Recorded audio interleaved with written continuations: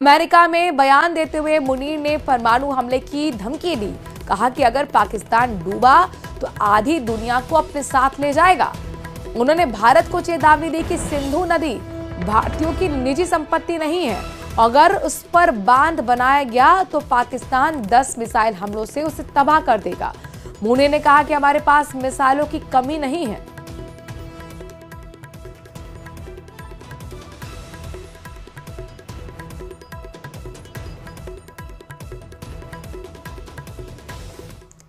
वहीं अरब सागर में आज भारत और पाकिस्तान की नौसेनाएं एक ही समय में अपने अपने समुद्री इलाकों में फायरिंग ड्रिल कर रही हैं। दोनों देशों के नेवारिया वार्निंग जारी कर मरीन ट्रैफिक को दूर करने की सलाह दी गई है। भारत की तरफ से ओखा, पोरबंदर और मोर मुगाओ के पास 11 से 13 अगस्त तक ड्रिल होगी, जबकि पाकिस्तान ने 11 अगस्त सुबह 4 बजे से 12 अगस्त शाम 4 बजे तक का समय तय किया है। ऑपरेशन सिंदूर के बाद ये पहली बार है जब दोनों देशों की नौसेनाएं इस तरह आमने सामने की तैयारियों में दिख रही हैं।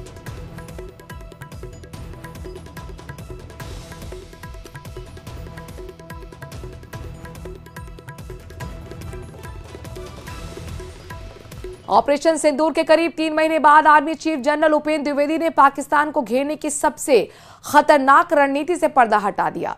जनरल द्विवेदी ने आईआईटी मद्रास के कार्यक्रम में अग्निशोध में कहा कि भारतीय सेनाओं ने पहली बार शतरंज की तरह से पाकिस्तान को ऐसा घेरा कि वह हमारी किसी चाल को समझ नहीं पाया।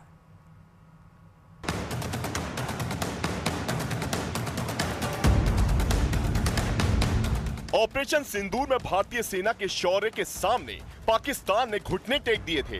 हर दिन हर घंटे पाकिस्तान के लिए खौफ से भरे थे, क्योंकि पाकिस्तान के हथियार बेदम थे और भारत का प्रहार विध्वंसक था। भारतीय सेना प्रमुख की ये बातें सुनकर एक बार फिर भारतीयों का सीना फक्र से चौड़ा हो गया। आईआईटी मद्रास के कार्यक्रम में आर्मी चीफ उपेंद्र द्विवेदी ने पाकिस्तान को घेरने की सबसे खतरनाक रणनीति से पर्दा उठाया।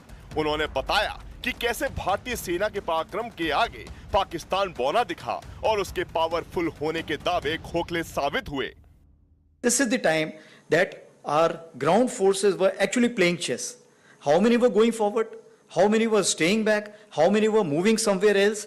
So this kind of a chess move was there. So in this chessboard of 64, something was visible, something was not visible. Operation Sindoor से पाकिस्तान को जो सबक मिला उसे वो सदियों तक भूल ना पाएगा। जनरल उपेंद्र द्विवेदी ने साफ कहा कि सेना को रक्षा मंत्री ने खुली छूट दी और सेना ने अपने जज्बे का परिचय दिया और कुछ ही दिनों में पाकिस्तान हमारे सामने गिड़गिड़ाता दिखा। This was the first time we hit the heartland, and of course our target was the nursery and the masters. And like I told you, and this has never been done, and even Pakistan was not expecting that the heartland will be hit, and that's what came as a shocker to them. Army chief general Dwivedi ने बताया कि operation सिंदूर के दौरान तीनों सेना प्रमुख और chief of defence staff इस बात पर एक मत थे कि आतंकियों के लॉन्च पैड से आगे बढ़कर सीधे उनके आकाओं को निशाना बनाया जाए, और सेना ने वही किया। हर पीठ पीछे किए वार पर सामने से कभी ना भूलने वाला प्रहार। पाकिस्तान ने सपने में भी नहीं सोचा होगा कि भारत इस तरह से सीधे उसके दिल पर हमला कर देगा, उनके गढ़ को तबाह करेगा, उनके मुस्तकिल पर हार की छाप लगा देगा। इसके बावजूद पाकिस्तान ने अपनी जनता में भारत के खिलाफ जीत का भ्रम फैलाया। If you ask to a Pakistani whether you lost or won, you say, my chief has become field marshal, we must have won only, that's why he has become field marshal.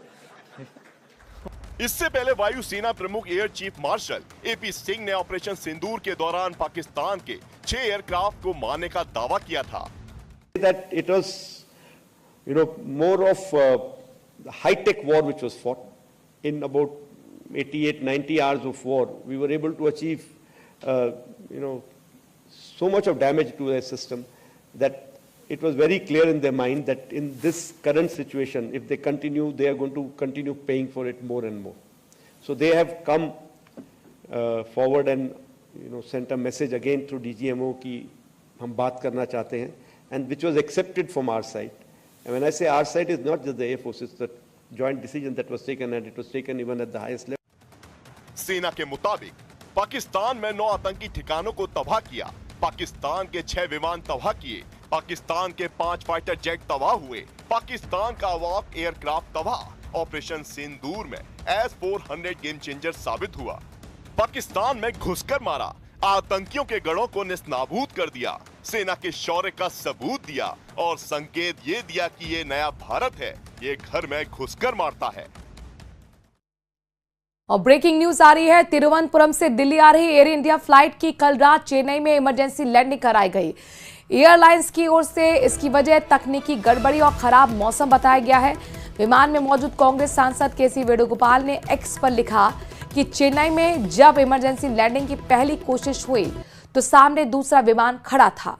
Pilot plane को दोबारा हवा में ले गया और दूसरी कोशिश में सुरक्षित लैंडिंग हो सकी। विमान में कई सांसद और कई यात्री सवार थे। फ्लाइट हादसे के बिल्कुल करीब पहुंच गई थी। एक बड़ा हादसा टला है। हालांकि एयर इंडिया ने दूसरा विमान सामने आने की बात से इनकार किया है। कहा है कि चेन्नई की ओर से फ्लाइट डाइवर्ट करने का फैसला सावधानी के तौर पर लिया गया था, क्योंकि विमान में तकनीकी समस्या और खराब मौसम की स्थिति थी। चेन्नई एयरपोर्ट पर पहली लैंडिंग की कोशिश के दौरान चेन्नई एयर ट्रैफिक कंट्रोल ने गो अराउंड का निर्देश दिया था। ये किसी दूसरे विमान के रनवे पर होने की वजह से नहीं था। मध्य प्रदेश के रायसेन में एक स्कूल पर हिंदी वर्णमाला को मजहबी रूप देने का आरोप लगा है। दावा किया जा रहा है कि यहां बच्चों को हिंदी की किताब में शब्दों के मतलब को बदलकर उसे इस्लामिक पहचान दी गई है। ये रिपोर्ट देखिए। मस्जिद पढ़ाई जा रहा है, यहाँ से हमें नमाज पढ़ाई जा रही है, कहाँ से हमें काबा पढ़ाया जा रहा है।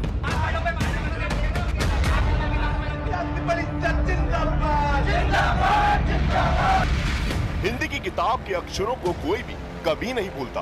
किताब के पन्नों पर गड़े ये शब्द आपकी जिंदगी का हिस्सा बन जाते हैं। हम स्कूल की चौखट पर कदम रखते हैं और अक्षरों का ज्ञान हासिल करते हैं। हमने पढ़ा है छोटे आ से अनार, बड़े आ से आम, का से कबूतर, माँ से मेंढक।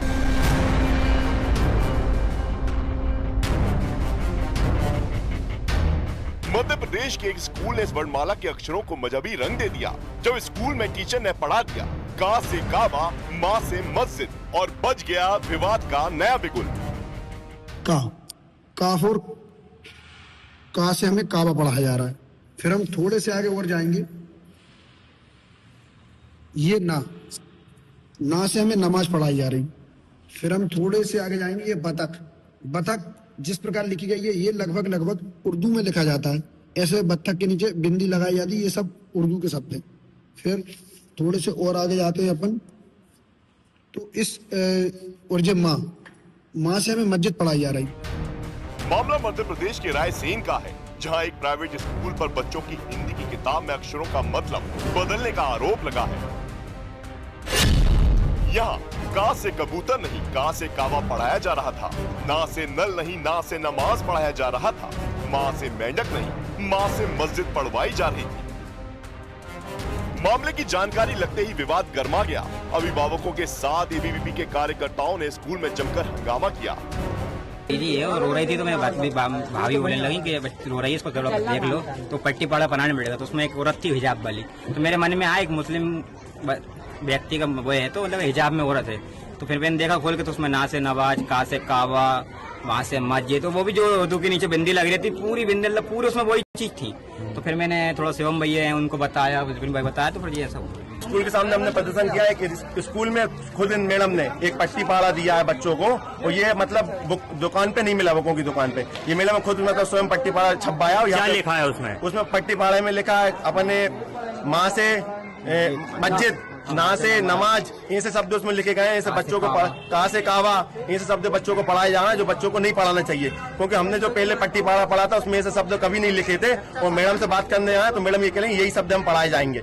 इसलिए हमने मांग की आज स्कूल की कोई दिक्कत नहीं, स्कूल की हमें मान्यता रद्द करवाने के लिए हमने डीओ साहब से बात की और रद्द करवा के रहेंगे। हिंदी की इस मजहबी वर्णमाला के अर्थ का खुलासा तब हुआ जब एक छात्र के परिजनों ने स्कूल की किताब में बड़े ओ से औरत तो पढ़ा, लेकिन किताब में छपी औरत ने भी एक मजहबी रूप लिया हुआ था। विरोध के बाद स्कूल की प्रिंसिपल इस्मत कुरैशी ने इस गलती को स्वीकार किया और दावा किया कि नई किताब भोपाल से मंगवाई गई है और उन्हें इस बात का जरा भी इल्म नहीं था। जब उनके पेरेंट्स से मेरी बात हो गई कि ये एक किताब गलती ही समझ लीजिए, मैं तो उसको गलती ही कहूंगी। किसकी गलती से हुआ है? वो मेरी ही गलती से हुआ कि मैंने उस मैटर को पढ़ा नहीं, कि माँ से मस्जिद है, कि माँ से मंदिर है, कि कहाँ से कबूतर है, कि कहाँ से काबा है, और एक और क्या है, ना से नमाज है, ना से नल है। ये इस मैटर को मैंने बिल्कुल भी ध्यान नहीं दिया। वो मेरी गलती से दो बच्चों के पास ये किताब चली गई। वो दो ही किताबें थी कि उनका किसी तरह का लॉस ना हो पढ़ने का। बाकी तो हम क्लास के अंदर चार्ट वगैरह से पढ़ाते हैं, ये सब कुछ नहीं है। हिंदू संगठनों ने किताब के जरिए सनातन और हिंदुत्व के खिलाफ गलत शिक्षा देने का आरोप लगाया। एबीवीपी कार्यकर्ताओं ने जिला शिक्षा अधिकारी से स्कूल की मान्यता रद्द करने की मांग की। मुस्लिम धर्म के कुछ प्रतीक चिन्हों को बदल के पट्टी पहाड़ा बना के बच्चों को पढ़ाया जा रहा है, तो उस संबंध में हमने संज्ञान लिया है। आज हम नोटिस जारी कर रहे हैं स्कूल प्रबंधन को, इस तरह से क्यों आपने एक धर्म विशेष के बारे में बच्चों को शिक्षा देने का प्रयत्न किया, और साथ में 3 सदस्यीय एक दल बना के उस स्कूल की जांच कराएंगे। अब ये एक सोच है या साजिश, जानबूझकर रचा षड्यंत्र है या अनजाने में किया अपराध, ये जांच का विषय है।